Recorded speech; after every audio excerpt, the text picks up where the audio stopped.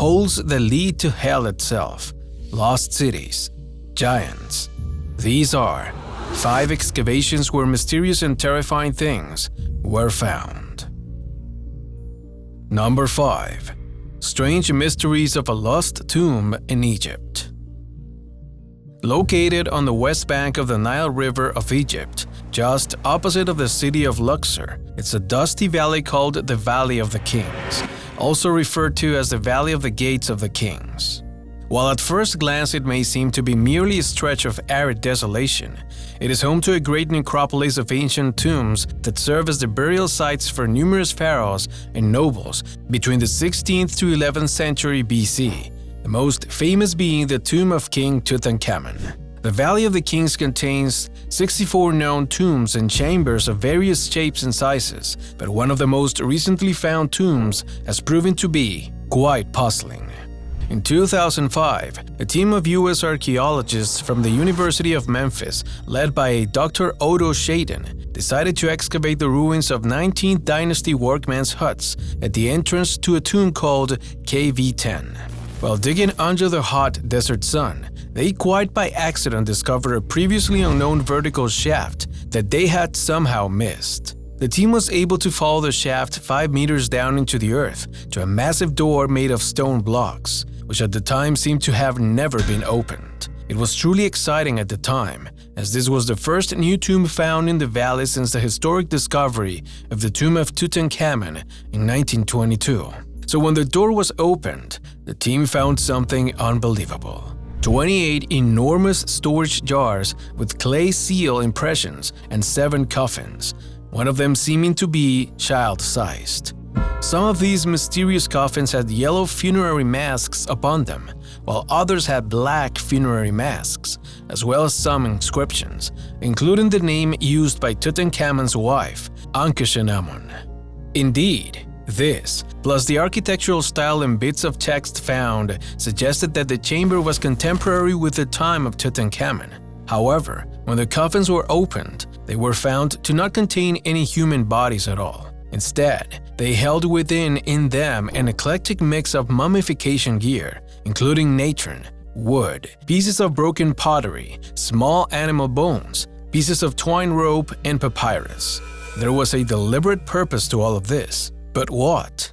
At the time, no one had a clue, and it remains just one more mystery of ancient Egypt lost to the mists of time. Number 4. The Hidden Fossil. Our next story took place in 2014 in the village of Lial en Dodon, about 70 kilometers away from Toulouse. There, a farmer who was working his land found the skull of an animal that looked like an elephant, but was undoubtedly not one. Fearing that the discovery would cause his land to be trampled by amateur fossil hunters and journalists, he decided to keep it a secret. However, in 2017, he approached the town's Natural History Museum in order to inform the staff about his discovery. Distrustful, a team of experts went to his farm and, to their surprise, identified the fossil as Gomputherium pyrenaichum, an elephant relative that had 4 tusks of approximately 31 inches each, 2 in the upper jaw and 2 in the lower jaw. This species is painfully rare in the fossil record and known only from tusks found 150 years ago in the same region. Now that the scientific community possesses a complete skull, we will be able to obtain a clearer image of the anatomy on this Pyrenean mastodon species. Number 3. A lost city. So far, the city of Utisha just existed in the imagination of many. Evidence of its existence had never been found. It was known only from an inscription found in Nimes, another ancient city in France. No one had ever found archaeological evidence to corroborate such writings. For some time, researchers suggested that Usitia was modern-day Uzes, a town north of Nimes. In 2016, plans to erect a boarding school at Uzes prompted archaeologists to sweep the area. Fearing that new buildings could forever cover the lost city, excavations began in earnest. Sure enough, they found Usitia. By the 2017 excavation season, the area uncovered had reached 4,000 square meters and revealed immense structures. Apart from an entire network of buildings, archaeologists found several mosaics that were part of the floor of a building of about 250 meters squared. Very well preserved, they show a duck, an eagle, an owl, and a fawn. In the same room, there is also a large column, which has led to the suspicion that it was a public building or the home of a resident of high social standing. In addition, archaeologists began excavating another area covering 1,100 meters squared, where they found remains of ancient and medieval occupations, including 2 roads and an intersection that was abandoned in the early 2nd century, finding indications that the area was probably occupied again in the 5th century. Number 2. Hell. The lakes, forests, fog, and snow in the Kola Peninsula make this place located in Russia look like a fairy tale. Amidst the natural beauty, however, lie the ruins of an abandoned Soviet scientific research center, and in the middle of the nearly crumbling building, a heavy, rusted metal cap embedded in concrete that some say is the entrance to hell. In the second half of the 20th century, while all the attention was focused on the space race between the United States and the Soviet Union, Soviet geologists decided to look down and put forward the idea of drilling into the Earth's crust to see what is hidden in the bowels of the Earth. Knowing that the Earth's mantle allows us to learn more about how our planet behaves and to better understand natural phenomena such as volcanoes and earthquakes. Thus arose the Kola Super Deep Borehole Project, which consists of several holes in the Kola Peninsula that were drilled over several decades. Kola's Super Deep Borehole is actually the main hole from which several smaller holes branched off, one of them being the deepest in the world and named Kola Super Deep Borehole SG3. From 1970 to 1989, a depth of 12,262 meters was reached. For this purpose, a drill was used that extracted material as it advanced. However, it took several decades of work to reach these 12 kilometers. The excavation of this infernal hole ended in 1989 because the temperatures inside the earth were so high that they prevented the workers from continuing with the excavation.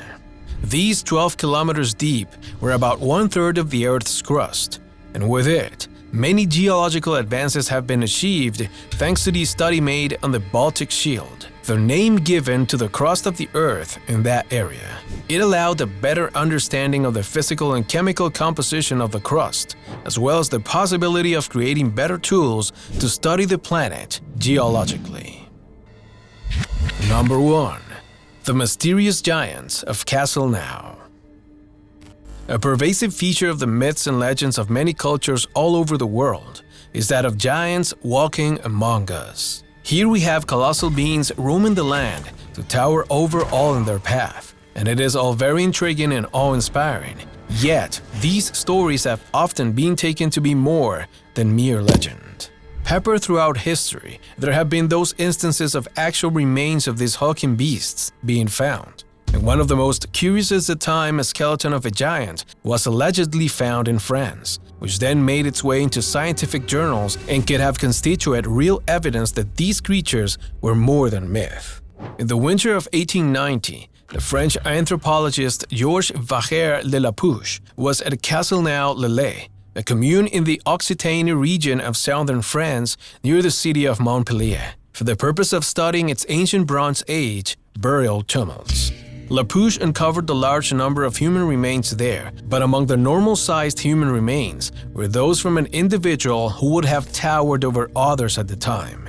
Indeed, the discovery was completely groundbreaking, because if true, it would be by far the tallest human being ever known, a real giant measuring about 3 meters high. The remains were sent off to be studied at the prestigious University of Montpellier, where they were supposedly examined by a professor of zoology by the name of M. Sabatier and a M. Delage, professor of paleontology. Then, the bones would further be studied in 1992 by a Dr. Paul-Louis Andrakiene, professor of pathological anatomy at Montpellier School of Medicine. But the story became even more interesting when a group of workers digging a water well in a prehistoric cemetery near Montpellier found several skulls that exceeded in size the bones found at Castelnau-le-Lay. As we have said before, if these bones were for real, we would be facing one of the greatest discoveries in history. But apart from a few newspaper articles and a couple of analyses, no one else talked about this finding. Worst of all these bones disappeared, so if there was any hope of knowing if giants once walked the earth, now we have nothing left. History and science have shown us that we should never throw in the towel. Over the centuries, many more bones have been discovered that could confirm the theory that giants walked the earth. Would you like to know them all? If so, don't miss our next video.